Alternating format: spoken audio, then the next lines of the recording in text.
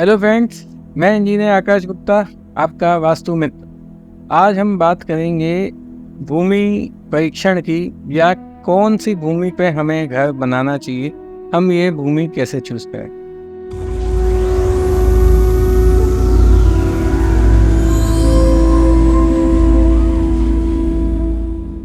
Friends, सबसे पहले तो मैं ये कहूँगा कि आप कोशिश ये करें कि आपको प्लॉट रेक्टेंगुलर शेप या स्क्वायर शेप में ही खरीदना है। यदि वो प्लॉट आड़ा टेढ़ा, कोई भुजा उसकी बड़ी हुई, ऐसे कोई प्लॉट्स मिलते हैं तो आप वो प्लॉट ले तो सकते हैं, लेकिन उस पर घर बनाए फिर भी अंदर स्क्वायर या रेक्टेंगुलर जो एक्सटेंडेड या कट वाले डायरेक्शंस हैं उसकी आप रेमेडी करें, और उस डायरेक्शंस को छोड़ के बीचों बीच रेक्टेंगुलर या स्क्वायर घर बनाएं। पहली चीज। दूसरी चीज, आपको उस भूमि का परीक्षण कैसे करना है। भूमि में 1 हाथ गहरा गड्ढा करवाइए, उसमें पानी भरिए और उस जितना बड़ा प्लॉट है उस प्लॉट के कॉर्नर तक जाके वापस उस गड्ढे तक आइए।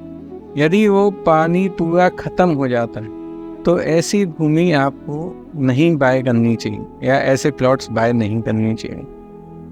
यदि वो पानी आधा भरा रहता है तो ये आपको मध्यम दर्जे के फल देगा, और यदि पानी सिर्फ थोड़ा सा खाली होता है तो ऐसी भूमि आपको सर्वोत्तम फल देगी। एक्चुअली पुराने टाइम में क्या होता था फ्रेंड्स, कि भूमि कितनी हार्ड है, सॉलिड है, तो उसके लिए नियम बनाया गया था।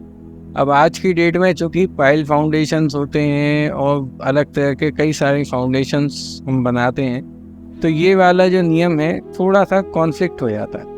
तो इसका जो एडवांस वर्जन है वो ये है कि हमें वास्तु की ऐसी भूमि त्याग देना चाहिए जहाँ पे शमशान हो, कब्रिस्तान हो, या कोई मृत हड्डी आदमी की या जानवर की गड़ी हुई मिले आदमी की, तो वैसी भूमि त्याज रहती है। सबसे पहले उस भूमि पे जो भी आप इस तरह की अगर गलती से भूमि आपके पास आ जाती है तो सबसे पहले उस भूमि पे हल चलवाएं आप, और हल भी कम से कम 1.5 से 2 फीट गहराई तक चलवाएं।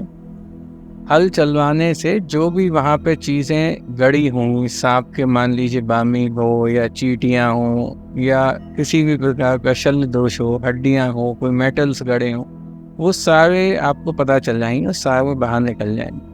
उसके बाद उस भूमि को 1 बारिश तक ऐसे ही शुद्ध छोड़ दें, क्योंकि 1 बारिश होने के बाद उस भूमि में जो कुछ भी होगा कम ज़्यादा, वो सारे दोष वहाँ के वैनिश हो चुके होंगे। उसके बाद आप उस पर घर बनाने की प्रक्रिया करें। अब आदमी कहता है कि सर ये तो वैसे ही हमने बहुत महंगा प्लॉट खरीदा, हम 1 साल तक कैसे वेट करें। तो फ्रेंड्स, फिर आपके लिए एक ही उपाय है कि आपको उस घर की फ्रेश मिट्टी इतनी डालनी है जितनी आपकी हाइट है। मतलब रोड से करीब 4 फीट ऊपर आप जाएं और 3.5-4 फीट नीचे जाएं। इतनी फ्रेश मिट्टी वहाँ पर डालें तो 7 फीट 8 फीट की हाइट हो जाएगी, और उसमें आप फ्रेश जब फाउंडेशन बना के फ्रेश मिट्टी फिल करेंगे तो सारे भूमि दोष वैनिश हो जाएंगे। तो सबसे इम्पोर्टेंट उपाय क्या हुआ, मनुष्य के ऊंचाई के बराबर यदि भूमि पे फ्रेश नई मिट्टी डाली गई, वो भी ऐसी जगह की मिट्टी जो किसी नाले की ना हो, किसी अच्छी साफ सुथरी मिट्टी होनी चाहिए। उस मिट्टी ऐसा नहीं है कि कहीं से मिट्टी भर के ला के डाल दिए, कचरा मलबा डाल दिए, वैसा नहीं। एकदम साफ सुथरी मिट्टी चाहिए, भले ही वो मिट्टी आपको छनवा के डालनी पड़े। एकदम साफ मिट्टी यदि आप डालेंगे तो भूमि दोष दूर हो जाता है। तो फ्रेंड्स, ऐसे भूमि जहाँ पे चींटियों ने घर बनाया हो, जहाँ पे सांप ने बामी बनाई हो, जहाँ पे जानवर की हड्डियाँ मिली हों, जहाँ पे इंसानों की हड्डियाँ मिली हों, जहाँ पे पीपल बरगद ऐसे बड़े वृक्ष पले हों, ऐसी भूमि पे घर बनाना त्याज माना गया है। पीपल और बरगद ये 2 महावृक्ष हैं, लेकिन इन दोनों की दिशा है। पूर्व में पीपल का वृक्ष वर्जित है, पूर्व में सिर्फ बरगद का पेड़ ही होना चाहिए, लेकिन वो आपके घर से इतना दूर होना चाहिए कि आपकी उस पर छाया न हो। ऐसे ही पश्चिम में बरगद वर्जित है, पश्चिम में से पीपल का वृक्ष होना चाहिए, लेकिन ये वृक्ष भी ऐसा होना चाहिए कि आपकी घर पे इस वृक्ष की पूरी छाँव ना। अब कुछ ऐसे घर भी पाए जाते हैं, बोलते हैं जी हमारे घर में तो पीपल का पेड़ है लेकिन हमें तो कोई दिक्कत नहीं। लेकिन ऐसे घरों में क्या होता है कि उसका उपाय किया जाता है।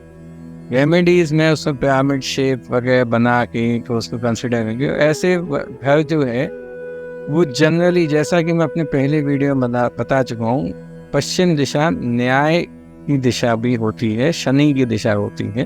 तो लॉयर्स वगैरह को, न्यायाधीश, जजेस लोगों को ऐसे घर बड़े सूट करते हैं। इसके अलावा बाकी लोगों पे घर सूट नहीं करते। दोस्तों, उम्मीद करता हूँ आपको मेरा वीडियो पसंद आया हो। धन्यवाद।